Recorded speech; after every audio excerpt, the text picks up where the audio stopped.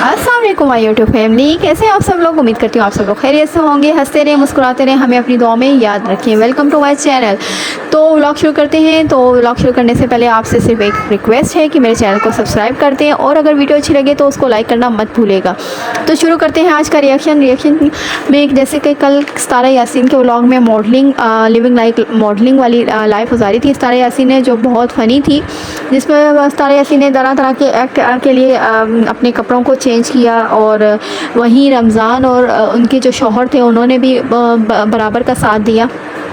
तीनों ने मिलकर बहुत अच्छा फ़नी कंटेंट बनाने की अपनी तरफ से भरपूर कोशिश की। लेकिन यहाँ पे जो कुछ लोगों को पसंद आया, लेकिन कुछ लोग उन्हीं को तनकीद का निशाना बना दिया कि ये लोग दुनिया में माशरे में दिखाना क्या चाहते हैं, व्लॉगिंग के नाम पे क्या कर रहे हैं ये सब। तो सितारा यासीन अगर इस अपने व्लॉग में कंटेंट फ़नी लाने की कोशिश कर रही हैं और पब्लिक को हंसाने के लिए ऐसे तरह तरह के कंटेंट बना रही हैं, तो इसमें ख़राबी क्या है। लोगों ने रमज़ान को बोला ये ऐसा है ये वैसा है, और उसके शौहर का भी थंबनेल लगाया कि उसने कि शौहर ने ख़ुद अपनी बीवी सितारा को एक्सपोज कर दिया। हालांकि क्या ऐसा रमज़ान वो उसने किया है, साजिद ने किया है। तो साजिद की भी एक्टिंग एक फुल एक्टिंग कंटेंट था, लेकिन लोगों ने उससे कहा कि ये हिजरा बन के दिखा के क्या मिल रहा है ये, यानी कि जिन्होंने नहीं पसंद करना उन्होंने कभी किसी सूरत नहीं पसंद करना, चाहे सितारा यासीन उनके लिए कितनी भी मेहनत करते।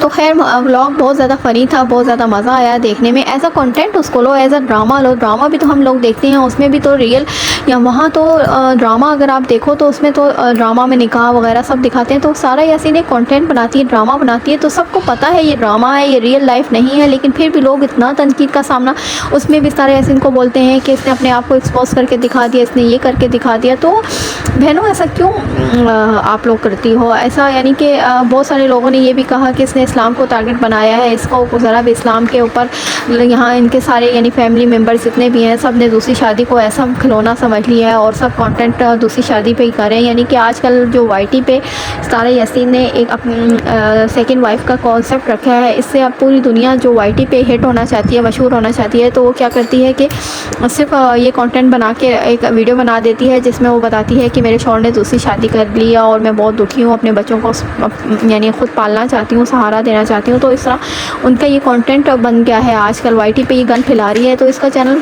जितनी जल्दी हो सके आप बंद करवाओ। तो वो एक ड्रामा अपने, अगर उसकी रोज़ी उससे है तो इसमें क्या गलत है। उन्होंने अगर ये ड्रामा करके दिखाया, बहुत बड़े बड़े एक्टर भी जैसे साजिद ने एक्टिंग की है, बहुत बड़े बड़े एक्टर भी ऐसी एक्टिंग करते हैं, इसमें कोई ख़राबी की बात नहीं है। अगर उसमें टैलेंट है एक्टिंग का तो वो अगर करके दिखा सकता है, ऐसी एक्टिंग करके दे, तो इसमें क्या आप लोगों के लिए क्या इसमें गलत बात है आप लोगों को इसमें नज़र आ रही है। बहुत फ़नी थी, मज़ा आया हंसने में। इंसान हर वक्त इतना आजकल की लाइफ में इतना डिप्रेस्ड हो जाता है, ऐसे व्लॉग इंसान के लिए थोड़े रिलैक्सेशन हो जाते हैं, बंदा देख के मुस्कुराता है, हंसता है और अपने तमाम गम को भूल जाता है। तो इसमें कौन सी ऐसी फ़नी बात है जिसमें बहुत सारे लोगों ने थंबनेल सजाए हुए थे कि साजिद ने रमज़ान को एक्सपोज कर दिया, उसे बोला ये बोला वो बोला। तो वो फिर आप जब थंबनेल लगाते हो तो उसके अंदर उसकी पूरी भरपूर वो भी तो दिया करो ना, पूरी डिटेल दिया करो। बस थंबनेल लगाने से ही वीडियो बन नहीं जाती है। थंबनेल पे तो इंसान क्या कुछ लगा सकता है, थंबनेल लगाने के बाद अंदर भी वही कंटेंट रखो तो मज़ा आता है। तो आज के ब्लॉग में सितारा यासीन अपनी सोतन पे जो है वो हाइपर हो रही थी कि उन्होंने अगर मेरा खाना नहीं रखा लिया तो मैं भी अब उनके घर से आई हुई कोई भी सब्ज़ियां अपने घर में एक्सेप्ट नहीं करूँगी, बल्कि मैं भी वापस भिजवाऊँगी, क्योंकि मुझे भी नहीं चाहिए उनकी सब्ज़ियां। तो खैर वो तो तोरियां तो उन्होंने बना दी थी रमज़ान ने, तो जो उसको एक्सेप्ट करनी पड़ी। तो लेकिन बाकी चीज़ें कहती हैं मैं भी वापस करूँगी, जिस पे उनका जो हस्बैंड है वो काफ़ी बहस भी करते हुए नज़र आए कि उन्हें कह रहे थे कि नहीं ये तो मेरी मेहनत की है, और रमज़ान कहता है मैंने मेहनत से की है, तो इसमें आपको लेने से क्या इनकार है। लेकिन फिर भी सितारा यासीन जो हैं वो काफ़ी हाइपर हो रही थी कि मुझे भी अब उनके घर की कोई सब्ज़ी नहीं चाहिए, बल्कि मैं अपने ख़ुद मंगा सकती हूँ, ख़ुद खा सकती हूँ, मुझे नहीं चाहिए उनका कोई एहसान अब नहीं चाहिए।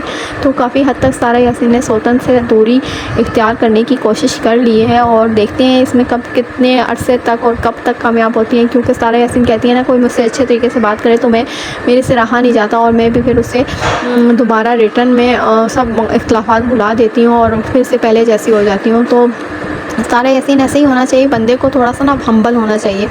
तो खैर ये तो बातें सारा यासीन की थी। दूसरी तरफ आए बात करते हैं नजमा के बारे में। नजमा के बारे में मैं सिर्फ ये बात करना चाहूँगी कि जैसे रोना नैना रो रही है कि मेरे पास पैसे नहीं है, बच्चे का दूध पूरा नहीं होता, ये नहीं होता, वो नहीं होता, वैसे ही रोना कुछ ना नजमा भी रो रही है कि मेरे पास पैसे नहीं है, जो पैसे मेरे वाईटी से आते हैं वो मेरा शौहर ले लेते हैं, मुझे मेरे से लड़ता है, और मैं जब उससे कहती हूँ कि मैं जा रही हूँ तो वो कहते हैं हाँ अपने बच्चों को लो और चली जाओ। तो ये रोना मुझे समझ तो नहीं आता। उनके तो अच्छे खासे सब्सक्राइबर हैं और उनके व्यूज़ भी अच्छे आते हैं, तो उनका तो लाखों में अर्न हो रहा है वाईटी से, इतना तो नहीं है कि इतना कम अर्निंग हो, और अच्छी खासी अर्निंग हो रही है। यहाँ पे तो जो लोग हैं औसत उनकी तनख्वाह इतनी नहीं होती और वो फिर भी एक अच्छा घर चला लेते हैं, लेकिन आपका तो इतनी वाईटी से अर्न हो रहा है, लाखों में अर्न हो रहा है, फिर ज़मीनों से भी कुछ पैसे मिलते होंगे आप लोगों को।